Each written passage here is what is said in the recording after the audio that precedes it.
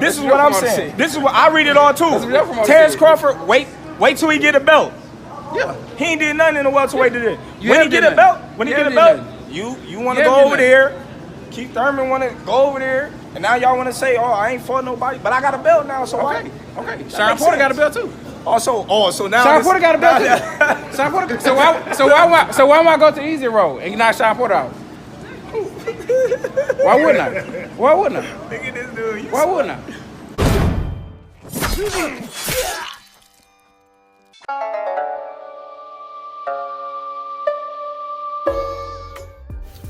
What's going on, you guys? So, as the Spence Crawford saga continues, we last left off with Terence Crawford responding to Spence's accomplishment statement, and pretty much he said that the name they are going to remember is Spence Ducking Crawford, and that's going to live with you for the rest of your life. Something to that effect, right? And this is something that I've been telling you guys that's going to happen if this fight don't happen. I mean, these guys they're not going to let them live it down. The pressure probably going to really be on Spence because, he's the A-side. And you probably wonder why you say he's the A-side, because really he is. You know what I'm saying? I do feel that Spence is the A-side in this fight. But I do also feel that Crawford should get a fair share in order to make this fight, because this is the biggest fight in boxing. It's a fight that's 3.5 years in the making. You know what I'm saying? Both guys, did their thing. But Errol Spence Jr., there's been a lot of hesitation from his side. Crawford probably is a guy that feels like, man, look, man, I did what I'm not going to continue to chase this guy. You know what I'm saying? I went and got a belt. I went and did this. I went and did that. What more do I need to do to get a fight with you? You know what I'm saying? Nobody else had to jump these hurdles to get a fight with Spence. You know what I'm saying? And that just goes to show you guys that once a real threat comes around, and then you see the difference in the energy, the body language, the demeanor, his energy is totally different. Oh, well, Sean Porter got a belt. Well, that should have told you everything you need to know right there. It did for me. Oh, Sean Porter got a belt. What? Dude, you just told me to go get a belt. I got a belt, so what's up? Oh, well, Sean Porter got a belt. Why wouldn't I take the easy road? That told me everything I need to know right there, right? But I hope for the best. I try to be optimistic. I try to be, positive. And this fight just not going to happen, people. You know what I'm saying? Your favorite YouTuber is not going to come out and call it for what it is. Errol Spence is ducking Terence Crawford. And Terence Crawford himself has come out and said he ducking. So what you go do? He said you ducking him. You over here posting little video clips with two dudes arguing in the street. That people are saying it's Spence and Crawford and shit and laughing about it. What about making a fight though, bro? You know what I'm saying? What about making that fight? 40-40, winner gets the 20. Winner takes all. Nah, you ain't gonna do that. Too much of a risk.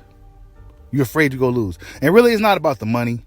He talks about all this money he got, so surely he should be straight, right? You know what I'm saying? Surely he should be straight, right? It ain't about the money. It's about the confidence. It's about styles. It's about boxing. He can't beat this guy in a fight. It's just that simple. So he's going to continue to try to beat him down with the business and the politics, because he can't beat him in a fight. If you can, go do it. You don't even want to fight Keith Thurman. What happened to that energy you had when you wanted to fight Keith? Oh, well, Keith didn't want to fight me, so now I don't want to fight him. Well, Keith did have some shit on his plate. He was looking at that dime piece over there. You know what I'm saying? That dime piece just so happened to be Manny Pacquiao. Could you blame him? You know what I'm saying? Keith Thurman been wanting to Floyd fight one of those guys for a long time. He finally got it. He lost. You know what I'm saying? Keith Thurman didn't help his cause either, though. Some of the things he was saying, it didn't help his cause at all. But he's standing here now saying, what's up? And now you don't want to fight him either. He's on the same side of the street as you, but you still don't want to fight him. So that leads me to believe that if Crawford was over there, it'll be the same shit. You know what I'm saying? It's crazy as hell, but hey, I don't know, people. Maybe the accident changed Errol Spence. Maybe he sees this whole boxing thing and the fans' reactions and stuff. Maybe he sees everything differently now, and that happens. You know what I'm saying? Maybe he just wants to make a lot of money and fight who he wants to fight and just live a quiet, peaceful life on his ranch. Maybe dealing with Terence Crawford is just simply too much.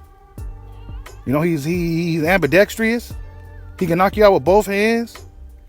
He has a lot of tangibles, a lot of experience. Very dynamic. That's a bad matchup for Errol Spence. And if you've seen Derrick James fighting him when he was younger, Errol Spence literally mastered this man's style. He literally fights exactly like Derrick James, except he's a southpaw. And going up and against Crawford, he won't have that southpaw advantage. He won't have a reach advantage. There's a few advantages that he normally have that he won't have against Terence Crawford. You know what I'm saying? That he simply just won't have against Terence Crawford. It ain't that deep, people. It ain't about business. It ain't about Bob and all that shit. All that shit is just obstacles and hurdles. It could be about Bob. And I feel that the fight possibly could have happened easier if Bob wasn't in the way. But then again, who knows? You know? Who knows? Because I feel that if somebody wants something, they'll go do it. Deontay Wilder, he didn't have to deal with Tyson Fury and Top Rank and all that shit at all, but he did it anyway. Why? Because he wanted to fight. So I feel Spence should be able to do the same, but he ain't gonna do it. Why? Because he don't want to fight.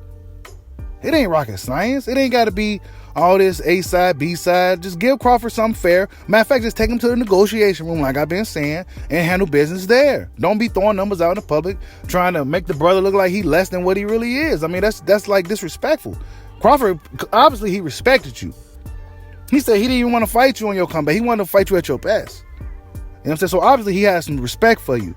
But the respect for you, for him, ain't the same. You know what I'm saying? You talking about 30% of whatever we give him. What the fuck is that shit, bro? You know what I'm saying? So if Errol Spence Jr. don't like you, he won't fight you. And I feel that's a problem. Because normally if you don't like somebody and you in a fight game, you have every incentive to go want to whoop his ass.